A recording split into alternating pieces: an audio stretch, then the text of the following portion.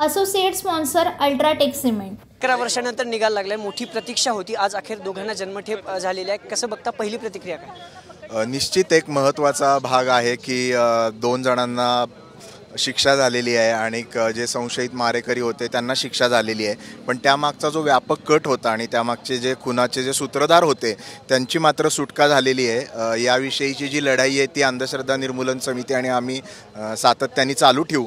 उरलेल्या ज्या 3 केसेस आहेत, 4 केसेस, पानसरे, कलबुर्गी, गौरी लंकेश आणि नालासोपारा, या 4ही केसेसच्या माध्यमातून देखील आणखीन कटातले काही भाग समोर येतील आणि प्रत्यक्षात निकालपत्र हाती आल्यानंतर याविषयीची पुढची भूमिका आम्ही मांडू। सर, हा सगळं 11 वर्षाचा हा लढा होता। खरं तर ऑगस्ट 2013 मध्ये हे सगळं प्रकरण घडलं होतं आणि अखेर आज न्याय मिळाला, पण त्यातही तिघांना निर्दोष मुक्तता दिल्या पुराव्या अभावी। कारण आधी पुणे पोलीस, नंतर ATS, नंतर CBI, तरी या तिघांच्या विरोधात पुरावे सापडू शकले नाहीत। अपयश वाटते? पोलिसांचं निश्चितच अपयश आहे आणि त्यामुळे तर आपल्याला हायकोर्टाच्या मॉनिटरिंग खाली हा तपास करण्यासाठी प्रयत्न करावे लागले।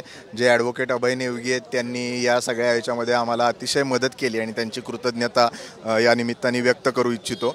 आणि CBIचे जे वकील होते प्रकाश सूर्यवंशी यांनी देखील या प्रकरणामध्ये अतिशय महत्त्वाची भूमिका पार पाडलेली आहे। त्यामुळे कायद्यावरचा विश्वास लोकांचा दृढ होण्यासाठी एक महत्त्वाचं पाऊल पडले असं मला वाटतं। सर, इतर तिघांचे जे निर्दोष मुक्त झाले त्याविषयी तुम्ही पुढचं पाऊल काय घेणार आहात न्यायालयात? त्याविषयी जे तपास निकाल काय दिलेला आहे ते बघून त्यानंतर उच्च न्यायालयामध्ये दाद मागू।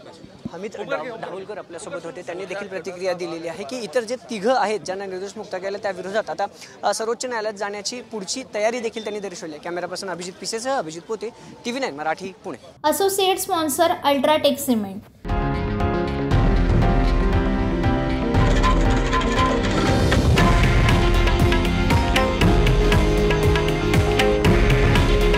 हे आहे देशातील नंबर 1 न्यूज नेटवर्क आणि आपण पाहत आहात TV9 मराठी।